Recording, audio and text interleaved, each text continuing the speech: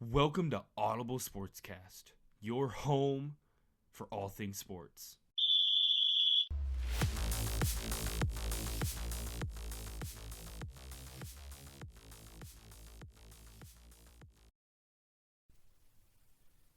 How's it going, everyone? Brett and Jeff here. How's it going, Brett? Good. That's good. I'm doing very good. Thanks for asking. And you know why? Because the Kansas Jayhawks won the national championship last night. They did. It and was. even though I'm not, Sorry for cutting you off there. Crazy no, comeback. it's good. Yes, it was down 15 at half, and then ended up, coming back. Just that's just good. Not show of good players, but good coaching to be able to do something like that. And just it was a fun game. Just like every college basketball game comes down to the wire. So congratulations to the Kansas Jayhawks, and not only the Kansas Jayhawks, but the South Carolina Gamecocks too. They won the women's bracket the night before. So big shout out to both of those teams. Well deserved. Two highly ranked teams before it, they both and now were. after it. So everyone always says the women's bracket's way more predictable, but if it was so predictable, why didn't UConn be able to beat South Carolina? Who knows? So who knows? But either way, both of those were good games, and just makes me more excited for college basketball the next year. Every single year, always watching the bracket. Well, it's just a good pace to go into college football. Oh yeah, definitely. While there has been some spring training, some of those camps kind of coming or have started. We had Michigan's last week where Colin Kaepernick actually did some throwing in the halftime of Michigan one. So we won't talk about that. He did, have some pretty good throws in there, but we'll see. He says he's willing to take a backup role, so maybe teams will actually give him a chance now that he's willing to take a backup role. So hey, we'll see. We're not going to talk about it, but we'll see. But speaking of some, since Colin Kaepernick does have pretty big legacy, He will sign with an NFL team. Doesn't mean he'll make the team, but he'll sign with one. Do you have do you think what team he's going to I sign think for? it's Seattle. I just Yeah, do. I can see it.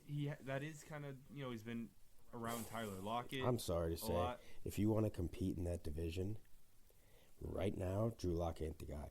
I mean, could he develop into one? I mean, sure. A lot of guys start late, but that's a bad team if he's playing like he did on Denver.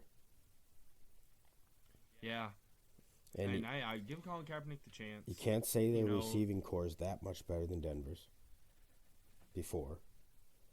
And DK and Tyler, those are two good. I know, but plus and Noah Fant offensive from the lines. trade. I would say Denver's is better. Exactly. That's what I mean. So it's a wash. Receivers for O-line. But I don't know. I think Kaepernick gives them a better chance to win this moment. Maybe. He could come in and look Who knows? amazing throwing the ball, but then in-game throw a million interceptions. So yeah. So we'll see how it goes. But hey, because who knows? Seattle definitely needs a quarterback. So. But, speaking of, since, Colin Kaepernick has that big legacy behind him, speaking of guys who have a big legacy, something we really want to talk about this week is LeBron James. And, Brett, you kind of brought it up with us talking. And, as of right now, there's a very little chance they make it to at least the play-in tournament with all of the injuries and just the situations that's kind of been going on in LA with that team. And you brought up a pretty interesting question, but does this year affect LeBron's legacy? Hey, it's not just this year, though. He's had 2 really bad losing seasons with the Lakers in his career there. Yeah, his first year there and this last year. Yep. And Jordan doesn't have that in his resume. Not like that. Wizards were better than that. His early years, it's hard to really compare the teams when looking because I don't know. I know it's tough. It's one of those things. And he's playing selfish, just scoring title basketball right now. But at the same time, that's maybe something that team needs since it's very inconsistent with scoring. So him, averaging 28 points a game. Yeah, but let's be serious here. We both know that the team being structured the way it is, talent-wise, is his fault. Yeah, A healthy Anthony Davis is great, but has never been that. So for LeBron to expect that when they got him, and Russell Westbrook is Russell Westbrook, so I don't know what you. Sometimes teams just don't mend well. And Carmelo is better than he was. Don't get me wrong. When he's healthy, because he was pretty bad his last couple years before he retired and came back. Yeah, I mean, this isn't the first time we've seen top 5 player, I would say, try to bring in some guys to help kind of get a. No, I wouldn't call it a last second kind of championship win, but something. But then you got Dwight Howard too. You know what I mean? He really brought in a lot. Yeah, I mean Dwight Howard was there before, and I'm talking about even before when talking about how when Kobe not Kobe did this, but when the Lakers did this with around Kobe and Steve Nash and Dwight Howard. So it's interesting. I really don't think this affects his legacy at all. I mean, when you look at someone who has played for this long and all the things he did, you can't expect perfection every single year. People can say, "Oh yeah, Jordan always did," but I mean, not really. Some of those first years before Scottie was there, it was just him, and just like you said with the scoring with LeBron this year, he kind of the same thing. Oh, he put up 63 points in the playoffs, but did they even win that game? No. Yeah, but they weren't. Besides, like his first 2 years, they weren't they were pretty decent. They made the playoffs, and he wasn't. But he was. It's not like they're. I feel like you can't argue out of that the running because Jordan had no say in player personnel at that point in his career. Yeah. I don't know. The more into sports I get, the harder I have the more I have a hard time comparing generations. Like let me compare this part of it. I'm not going to go into fouls or shooting. It's if Michael had LeBron's pull in the front office, Charles Oakley would have never been traded. They were best friends. He just didn't at that point in his career. He didn't. Because what they traded Oakley for, right? No. Bill Cartwright. I mean, Bill Cartwright. It was okay. Helping him win. Oh yeah, he was. Jordan was pissed. I knew that, but you know what I mean. That's just my argument. Can be interpreted anyway. I guess my thing is, I like what LeBron's doing if he's stretching out to play with his kid, but that's why he's resting up so much. I don't know. I don't hate him for it because that's pretty cool, but when you're comparing to a guy, they're just different players. That's the thing. I guess that's the only argument I can make is you can only compare Michael and Kobe, really, and then LeBron's in a different category. Not saying he's better or anything. We'll just say equal at this point, just different. Like Kobe and Michael were killers. LeBron's just really great. If you know what I mean by that. I know what you mean. I would maybe disagree a little bit. I'm not going to say one's better or one's worse. I think, they all have their, pros and cons, to say the least. But I don't know. And it's not like this, maybe when this comes out, yes, it'll be over. But at this point, there is a chance the Lakers can still make it in. And who knows what happens if they do make it in. I doubt they do. But at the same time, especially with LeBron is sitting out the game that happens tonight, which by the time obviously this comes out, there might be a couple games that happen, but I don't know. It's just hard for me to say, like a handful of situations can really affect the entire thing, especially when this career spans nearly 20 years. It's kind of like with I'm gonna compare this to Tom Brady. Does some of those quote-unquote, deflate gates or spy gates or any of those, do those kind of affect his legacy at all? No, he's still known as the greatest quarterback of all because time. even if you, let's just say you take those seasons away, he's still the greatest of all time. It's different. It really is. There's no one you can say is even comparable to Brady. There's no one in his class. He has 2 careers under him, in a way. Maybe 3 now. Probably 3, yeah. Isn't that, and that's a question, that's another question kind of in above. I mean, is he the greatest athlete in the NFL's history? No. He's just the greatest. Definitely not. He's the greatest player. You have to go, it just is what it is. And you can say, oh, he played forever. You show me you can do that at a high level. It's very unlikely for 99% of the sports population. And that brings me to another question I want to ask you about, talking about longevity. Recently, very recently, this offseason, Frank Gore retired, a long-time running back. And all I see on my Twitter feed is people fighting on if he should be a Hall of Famer or not. He's 3rd in NFL all-time in rushing yards, but people always talk about how he played 16 seasons to get there. Yeah. Do you think that longevity should be considered for a Hall of Fame career?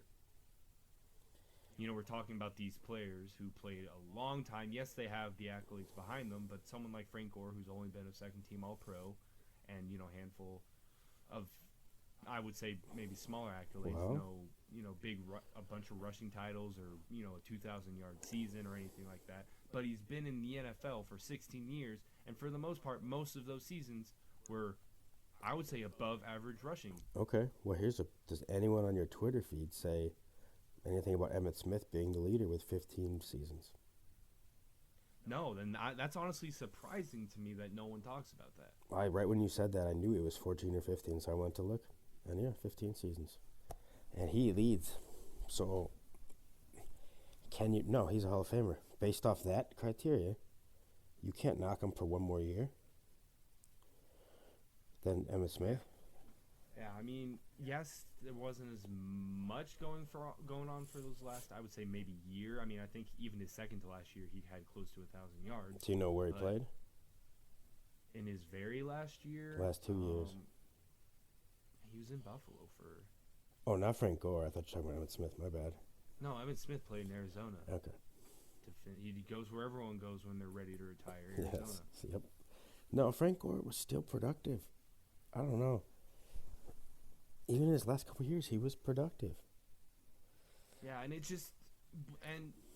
I mean, even being in the NFL that long at a position that takes so much out of you, and he wasn't even supposed to be where he was in the NFL. Playing for the Niners, which at the time, and still is, a run-heavy offense, that's more like, that's takes years off your career typically when you play like that. Like here, I'll use an example: Clinton Portis, great running back, but because he had a couple 1,800 yard, 1,500 yard, and then receiving yards as well. It just wore on him, and you got 5 years, and then that was it. And then he was a mediocre back. That's why people like LaDainian Tomlinson are pretty impressive. Yeah, I mean, I definitely think that longevity should have a little bit to say when talking about, a player's Hall of Fameness. Like, it's hard to really compare it with someone like Brady because he does have the accolades. But take away, if you were a starting quarterback in the NFL for 20-plus years, okay, that seems like a Hall of Fame career just alone. Yes, he maybe didn't start in everywhere that Aaron Rodgers. He went. No, I'm just kidding. But I think you throw someone like Aaron Rodgers in this debate. Will he be a Hall of Famer? But I don't think he's a first ballot. Either is Frank Gore. It's a second ballot guy. I would say maybe a third. On when Aaron Rodgers retired, I think he's a first ballot Hall of Famer. With one Super Bowl? The MVPs, the records, the statistics. I know, but that's. I mean, you have to go off. Hey, if we're going off of statistics with Frank Gore, we have to go off statistics with Aaron Rodgers. I know. That's why I brought him up. And at least Aaron Rodgers has a Super Bowl. I was just refuting you to refute you. I actually think he is a Hall of Famer. Just Brett Favre was the first ballot. He's a second ballot. Even though he has more accolades than Favre, And when push comes to shove, I think more people will remember Brett Favre in Green Bay over Aaron Rodgers. Charisma, other things, and Aaron Rodgers is going to play there longer. Yeah, definitely, especially if he plays out through this entire, But I guess that's me being biased because I live in this part of the world, so being only an hour and a half away.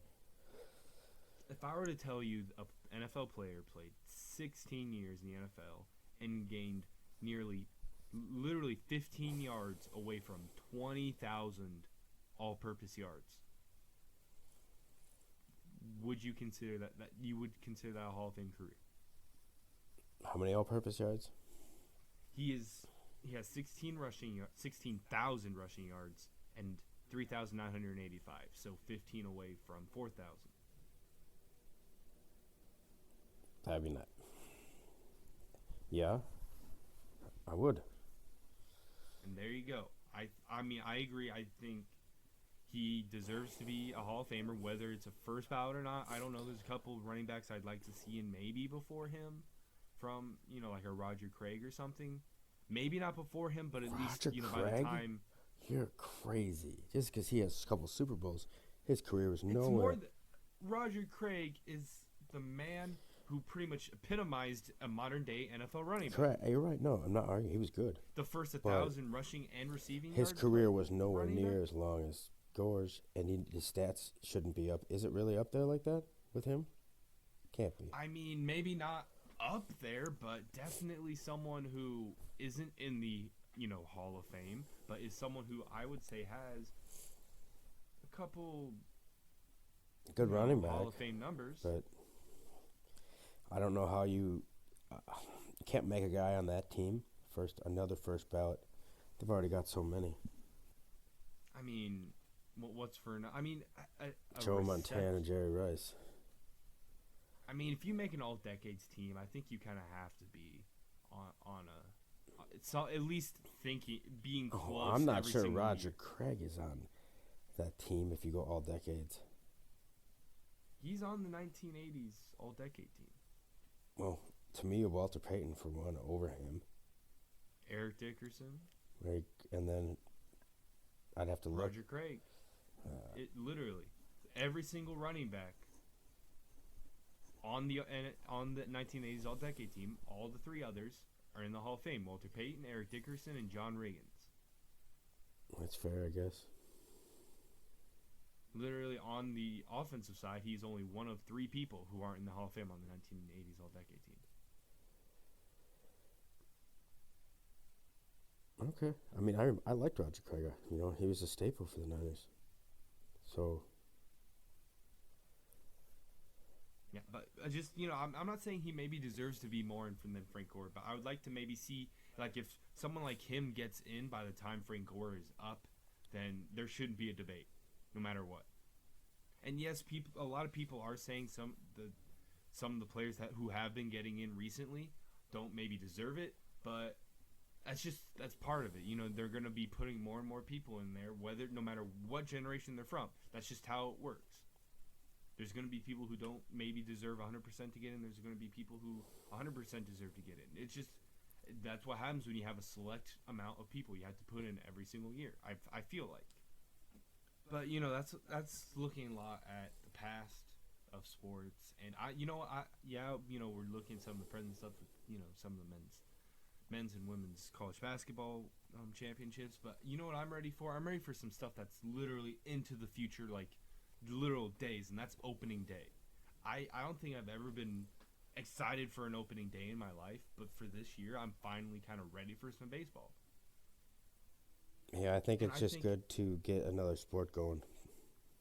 Oh yeah, definitely. And the fact that it took this long, I mean, we should be a little bit into opening day by this point.